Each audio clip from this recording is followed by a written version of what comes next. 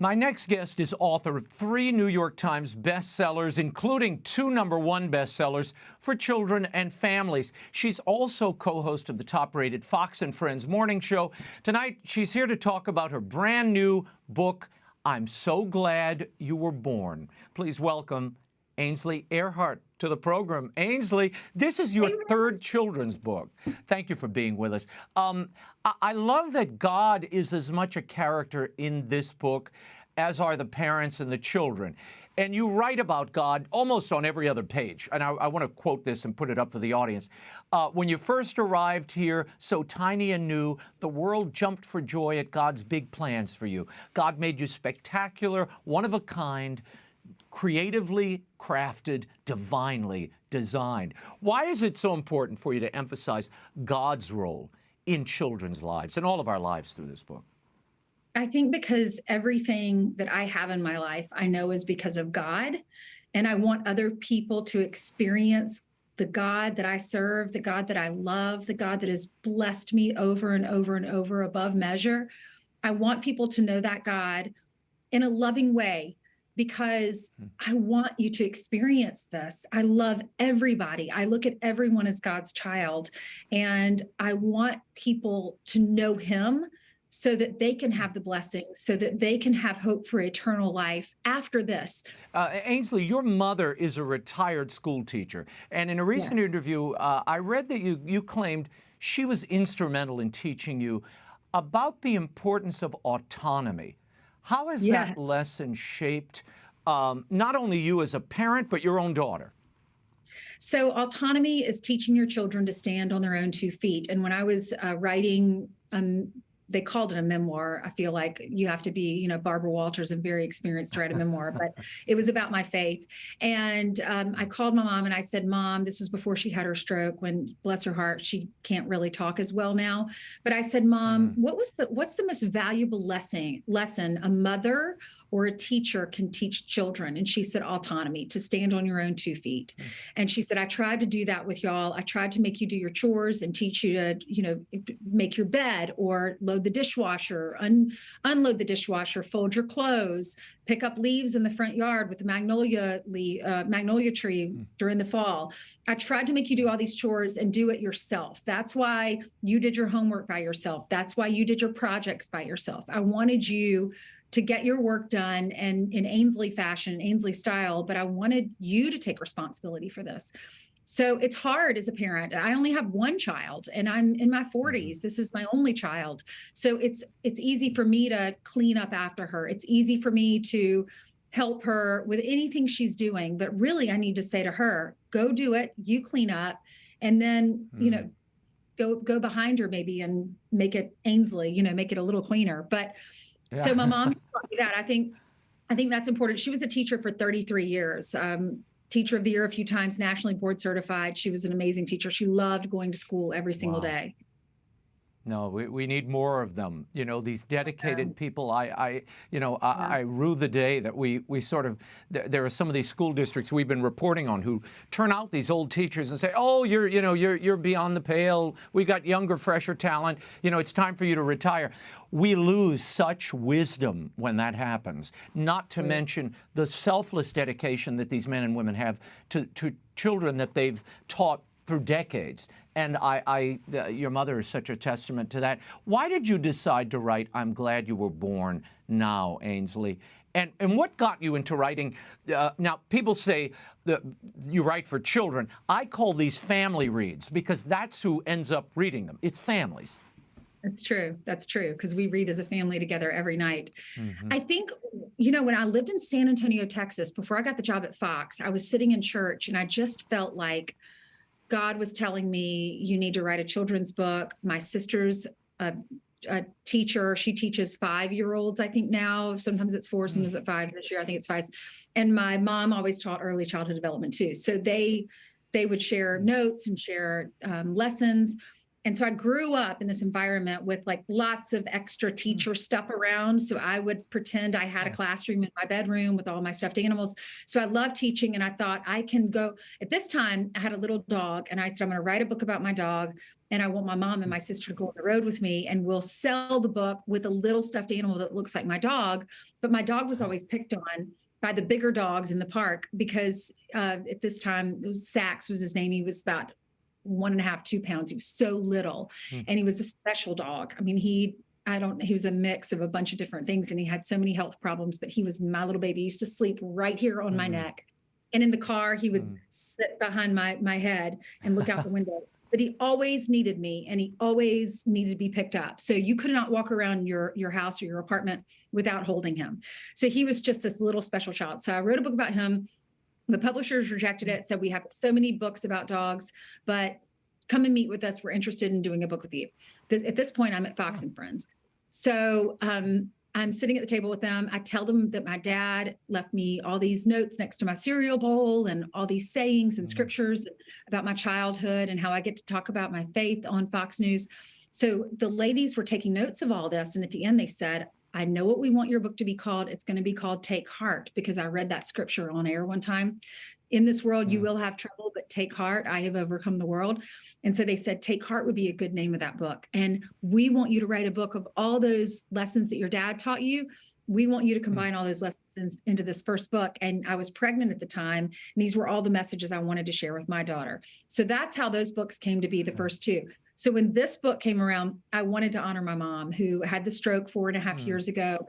And now she doesn't have a voice, but I have a voice to give my mom's message and pass it along to the rest of the world. And this is what she always said to us. I'm so glad you were born on our birthdays. And so then I said it one day on air to Steve Ducey on his birthday. And he said, he just started laughing. The whole room started laughing. I was like, I know it sounds weird and hokey, but this is kind of a Southern phrase. I'm sure you've heard it, Raymond. But I said, this is indeed. a Southern phrase. Yeah, it's a Southern thing.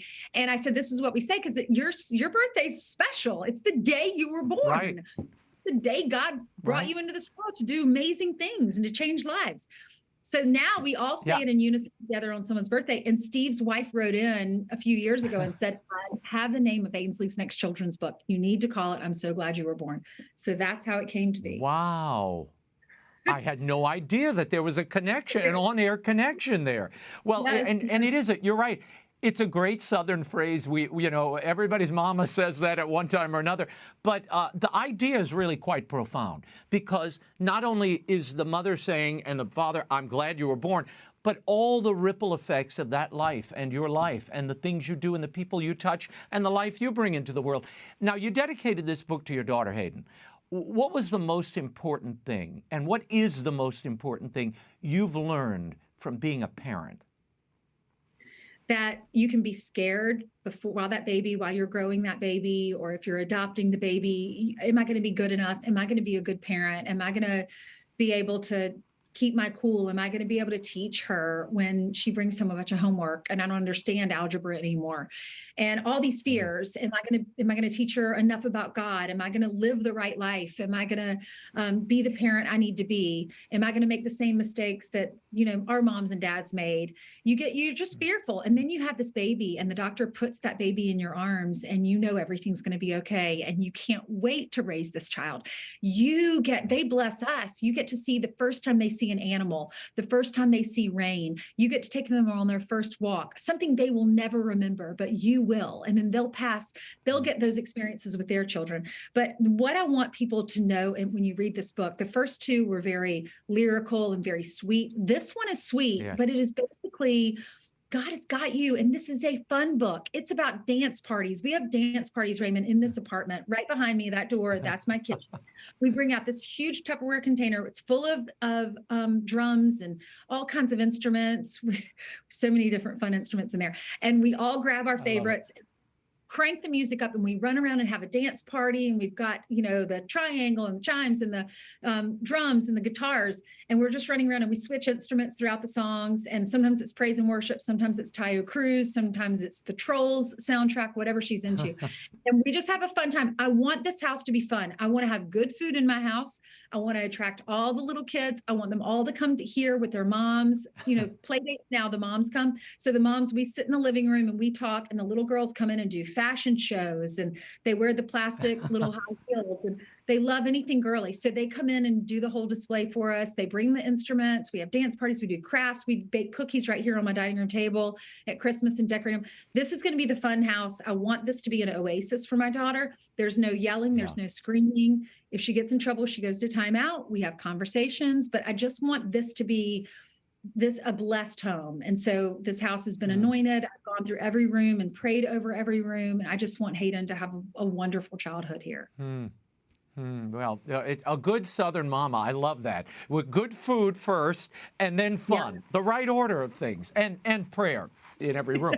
Right. You host a Bible study on Fox Nation and have attributed your strong sense of faith to your parents. What made you want to host that Bible study, and what's been the response? The response has been wonderful. And Raymond, your experience with Fox, they never tell us what to say on air. So I've always talked about my faith. No. But when Fox asked me to do this, they knew I had a Bible study in my apartment and they wanted to come and film it. And Fox Nation had just started, and they were trying to find different things for us to do on Fox Nation that we're attracted to. So they never were making me go do something I didn't want to do. They're saying, what are your interests? Your interest is the Bible. Your interest is your daughter. So let's incorporate all that. Let's do something on Fox Nation. So I'm grateful to Fox Nation for allowing me to do what I love, and that's talk about the Lord. Yeah. Before I let you go, with all the horrible things happening around the world, and we have to report on many of them daily, what's the greatest hope you have for Hayden and your readers as this book makes its way out into the world? The ultimate hope is that everyone goes to heaven. So that's my ultimate hope, that Jesus Christ, and that you have a wonderful life here, that you're healthy and you're blessed and you have children, if that's what you want, or you have a successful career. I want everyone to be happy. I wish the best for everybody, no matter what your politics are and all that mess. I don't care about any of that. I have my own beliefs, but it doesn't mean I'm not going to love you. And so I really want the best for other people. My number one prayer is that they'll know Christ, because that's going to save their lives eventually when this is all said and done. But also, I want you to have fun. I want you to enjoy your life. I don't want you to take life too seriously. I have so many friends at Fox that we have worked and worked and worked to get our way to the top, to get up to the top. And, I was 39 years old when I had my baby, when I finally decided, okay, now I can financially finally have a child. Now I can go. And I'm glad I did that. But I look at my friends who had babies at 21, 22, 23, 24. That was not for me. I knew that I needed to get where I was going before I could do that. But I love those friends. I love the fact that God bestowed on them at an early age that being a family, that's all that mattered. And that is, at the end of the day, those are the people that are going to be around you when you take your last breath. And so that's most important. But I think don't take life too seriously, and have fun and enjoy life, and be kind and generous. Yeah. No, we need all of that, fun and kindness, and the book is filled with that. I mean, not only the illustrations, but the rhyming quality of the book throughout. And again, it's infused with faith without being, preachy or heavy-handed. It's really a beautiful celebration of life and children and family, what we're all here for. Ainsley, thank you for being here. I'm so glad you were born by Ainsley Earhardt is available everywhere at bookstores, online. You should get it for your family, and most importantly, read it to them. Ainsley, thank you. Talk to you soon. I want people to come and see us on the book tour. So go to ainsleye.com, and then you'll find out where we're going to be. Okay, it's a deal, and I'll be there.